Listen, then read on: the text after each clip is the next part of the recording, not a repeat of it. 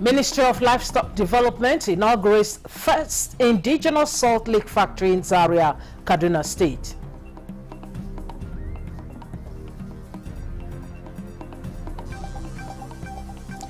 Supreme Court dismisses Agbola Ajayi's appeal challenging validity of Governor Lucky Ayadatiwa's election.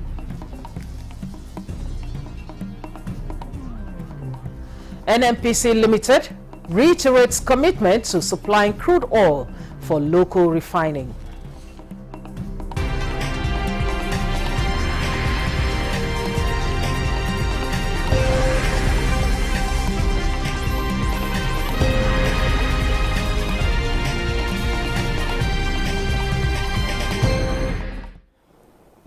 Hello and welcome to the news desk at 3 on NTA News 24, reaching you live from Abuja. I am Stella Inameti. The House of Representatives has passed a resolution asking the Central Bank of Nigeria to suspend the implementation of its latest policy, increasing charges for automated teller machine withdrawals.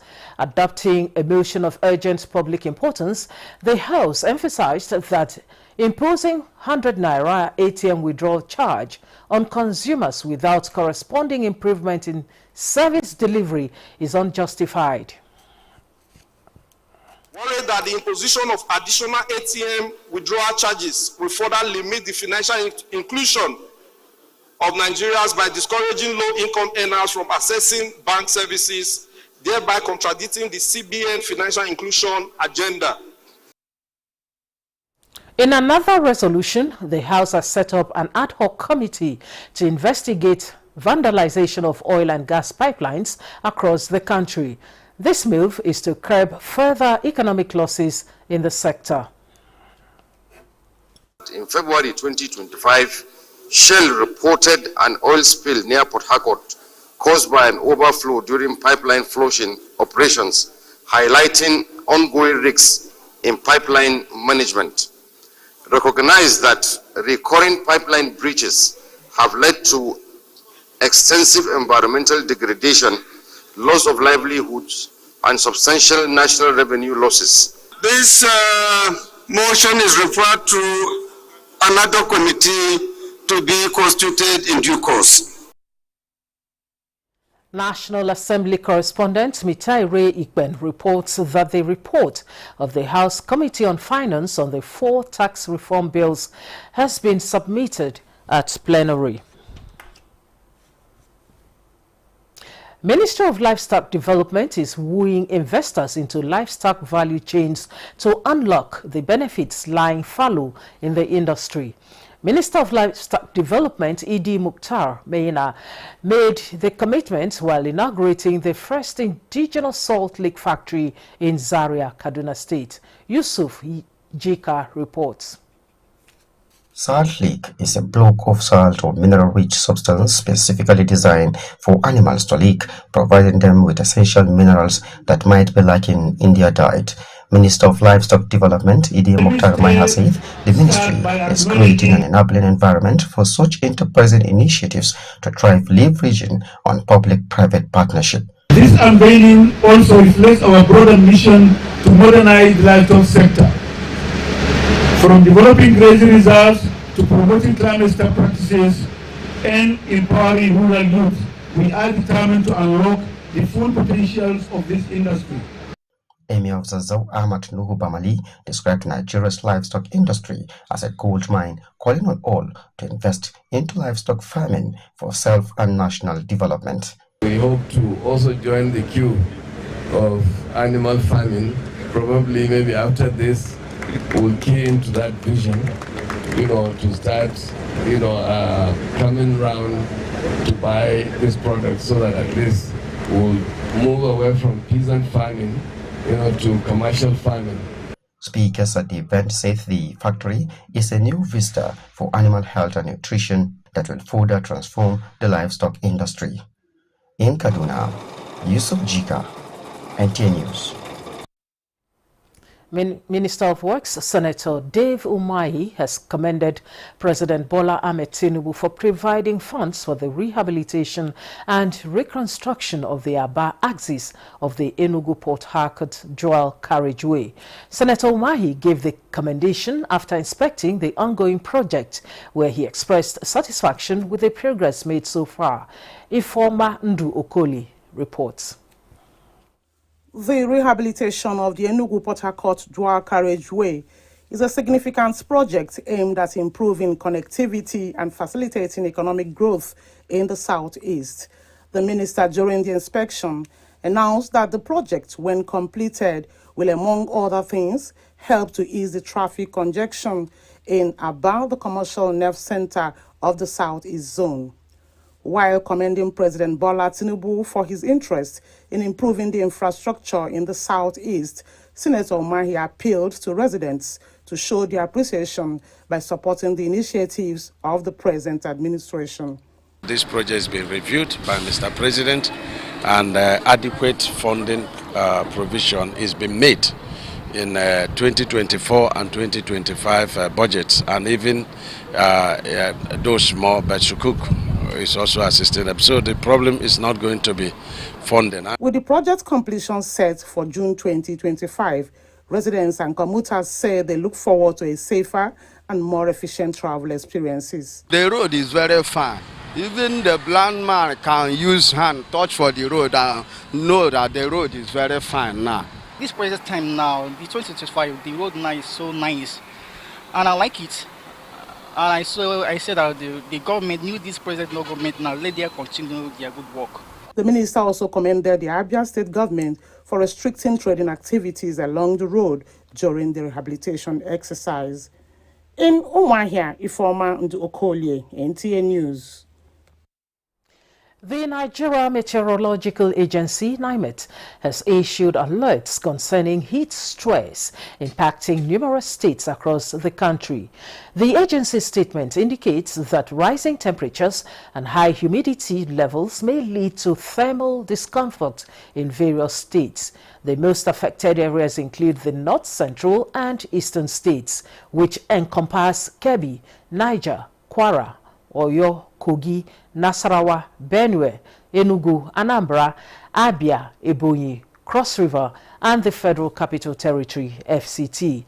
Other vulnerable regions include the southwest and coastal areas, along with Taraba, Adamawa, Plateau, Kaduna, Zamfara, and Sokoto. As a precaution, Nigerians are advised to stay cool, wear lightweight and breathable clothing, and ensure they remain hydrated. NNPC Limited has reiterated commitment to supplying crude oil for local refining based on mutually agreed terms and conditions.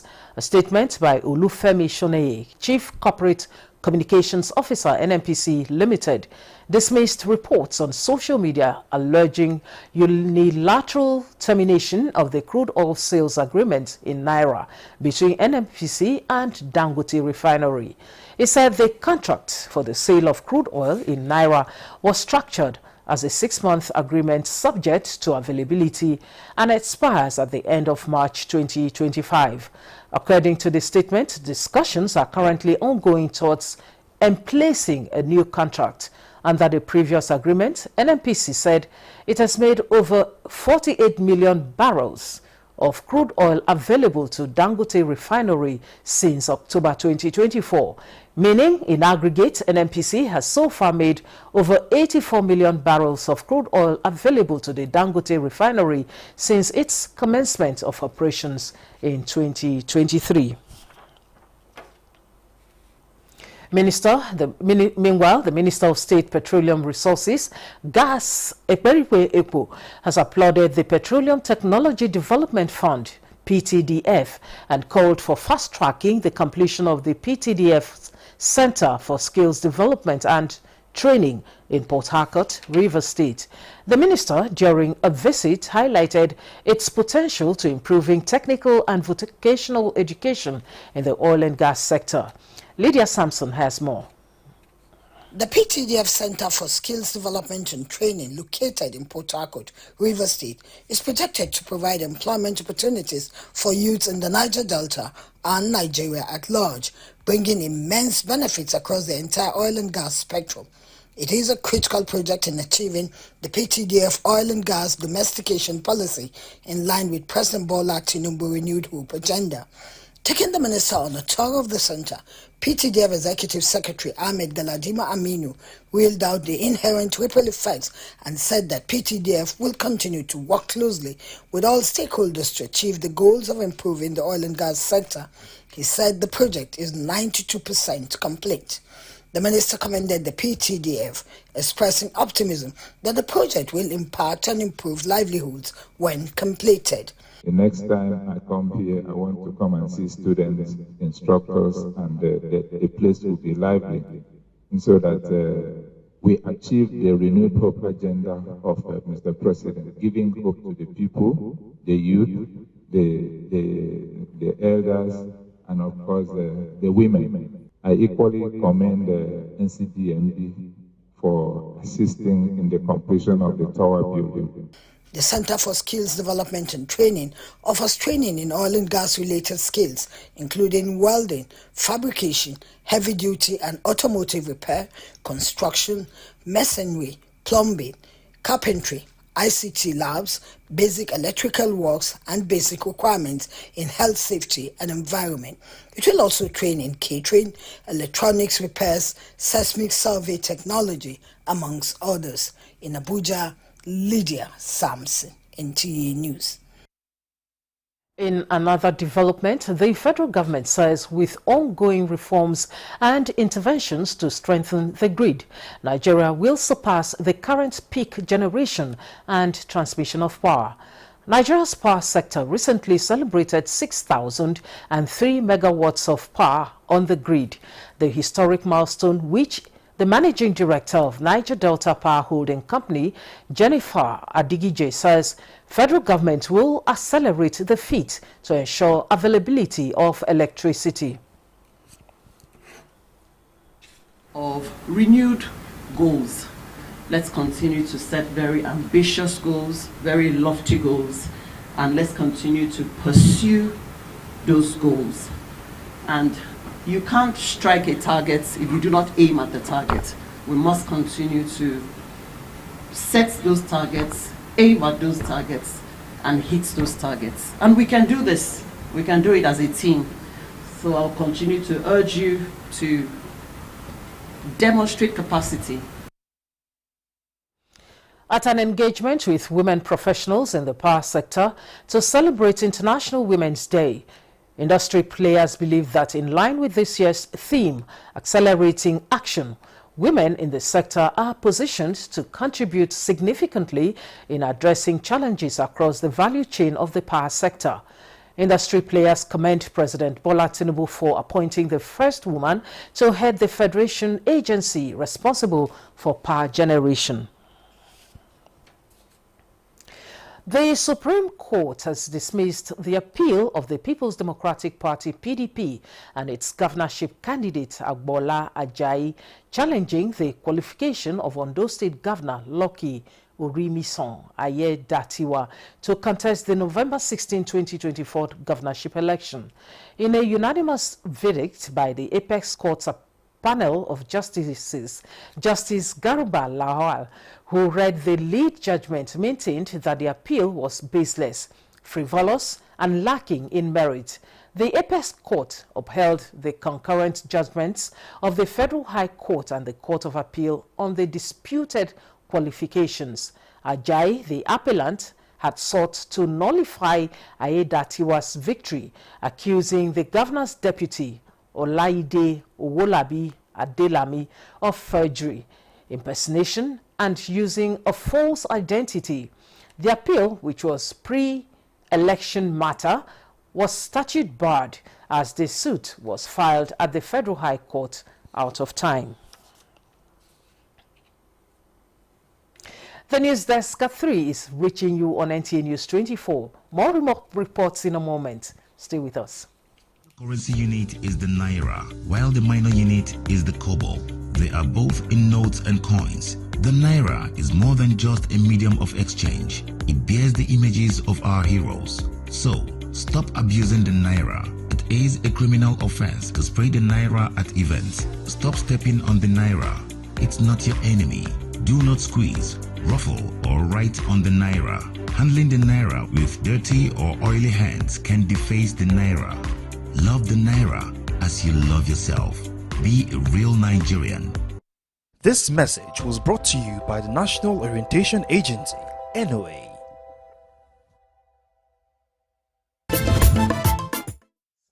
Non-governmental organizations and kidney foundations are being urged to support the implementation of Nigeria's newly launched standards and guidelines for organ and tissue transplantation services in the country.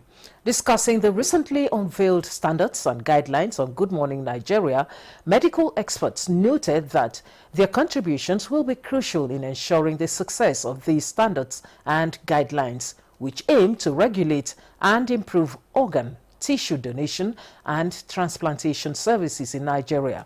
Ekemini Williams has the report. Has introduced standards and guidelines to regulate organ and tissue transplantation services, aiming to enhance donation and transplantation practices. The standards and guidelines will establish a national registry and banking system to manage organ and tissue donations and ensure health institutions meet high standards. Medical experts have praised the government's collaborative approach, involving professionals in the field to formulate these standards and guidelines.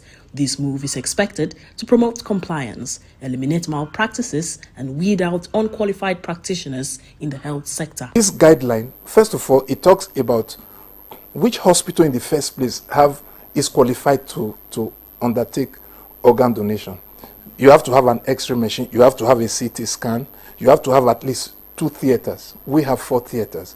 If I can count the number of institutions, hospitals that have a CT scan on my fingertip. So that means that we are going to separate the pretenders from those who are really serious.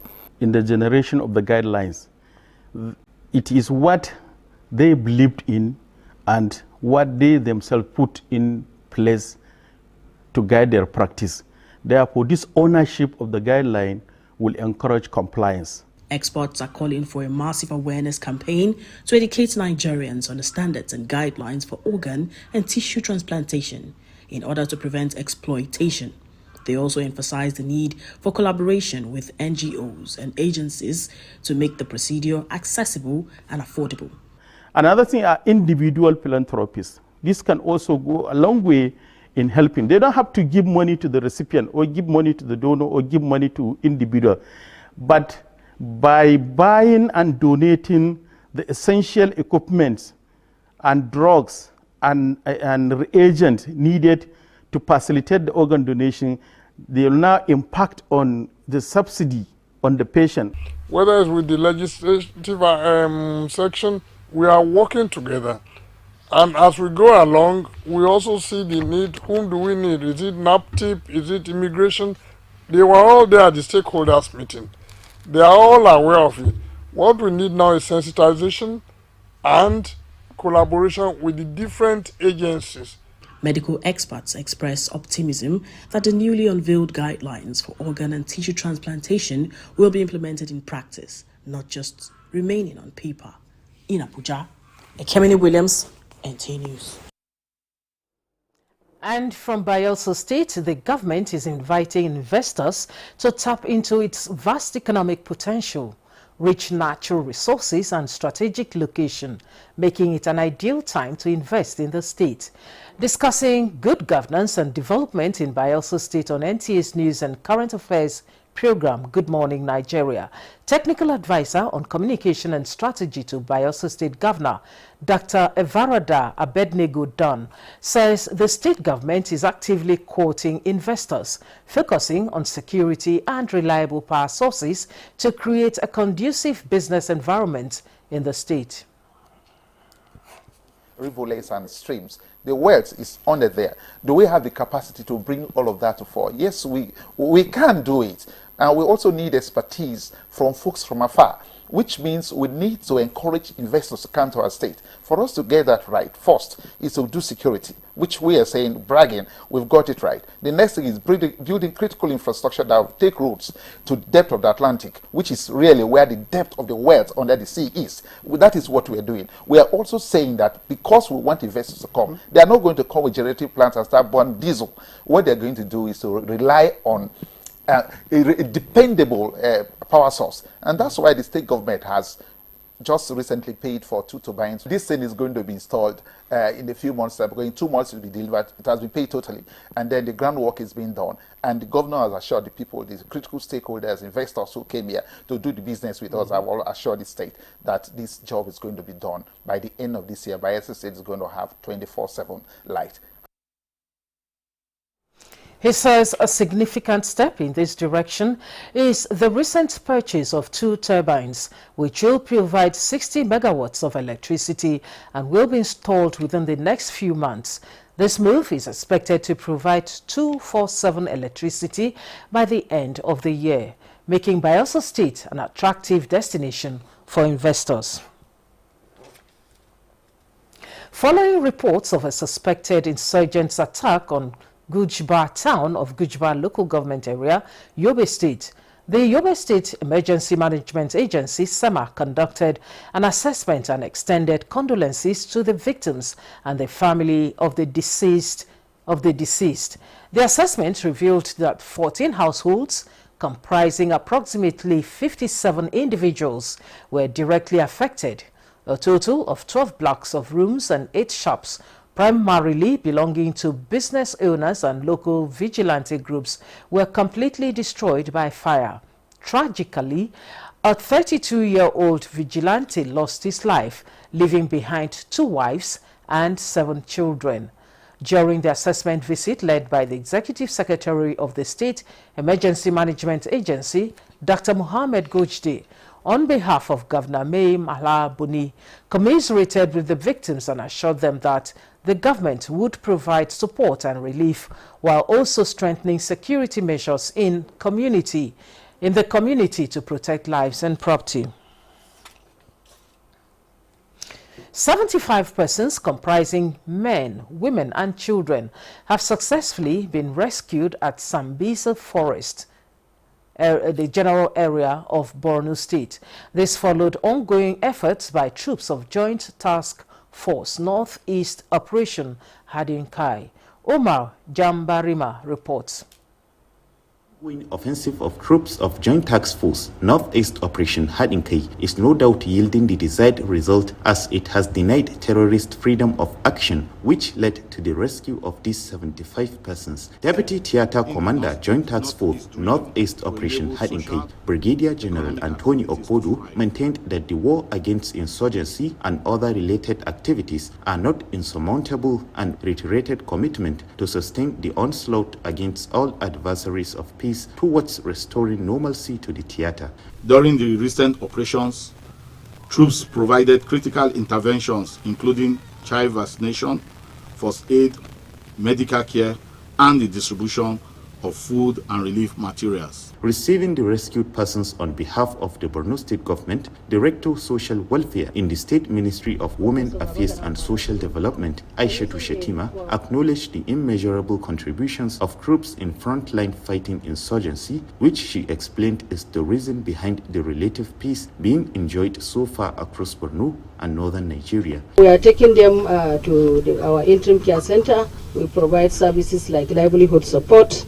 We provide services like counseling services, mental health and psychosocial support, livelihood program for the women, and also educational services for the children. The Joint Task Force Northeast Operation Hadinkai has rescued significant number of captives within the theater in recent months, a clear testament of the Nigerian Army's unwavering determination to end terrorism. In Maiduguri, Umar Jimbarima, NTA News. The wife of the Commissioner of Police and chairperson of Police Officers' Wives Association, POA, has urged women to intensify their efforts and be intentional in contributing their quota to national development. She stressed this at the celebration of the International Women's Day by wives of police officers in Lagos. International Women's Day, members of the Police Wives Association, PIWA, and Police Inspector Wives Association, PIWA, led by the chairperson and wife of the Commissioner of Lagos State, Riskat Jimo, alongside young female pupils of Police School, Ikeja, embarked on a sensitization walk to commemorate the day with the theme Accelerate Action. The exercise, which commenced at PIWA Secretariat on Oduduwa Way, GRA, terminated at Isaac Jan, Ikeja. With this team for this year, they should accelerate action in whatever decision they take to better their lives, because we are the pillar for our husbands. They are out there working to provide for us. So we have to support them with our prayers, and we are to engage ourselves. Like I said, we are planning to engage them in skill acquisition. So whichever one they involve themselves in, they should go back and take action on it. The chairperson, Riskat Jimo, while acknowledging the role of women in nation building, encouraged women, particularly police officers' wives, not to rest on their oars, but continue to be resilient and resourceful in order to fulfill their potential. We need you, our men, as allies, champions, and partners in this movement. Let today be more than a celebration. Let it be a commitment to act, push boundaries, break barriers, and never settle for slow progress when we have the power to accelerate action. Activities of the day include pep talk on empowerment. Someday you'll be a mother, and you don't want to be a dirty mother, obviously. So you have to take care of yourself, your body, your clothes, brush your teeth, don't repeat your underwears or clothes. And it climaxed with a beautiful presentation by pupils of Police School, Ikeja. We are unstoppable, we are powerful, and we are worthy of everything we desire. The International Women's Day is celebrated on March 8 every year to raise awareness and encourage action towards gender equality.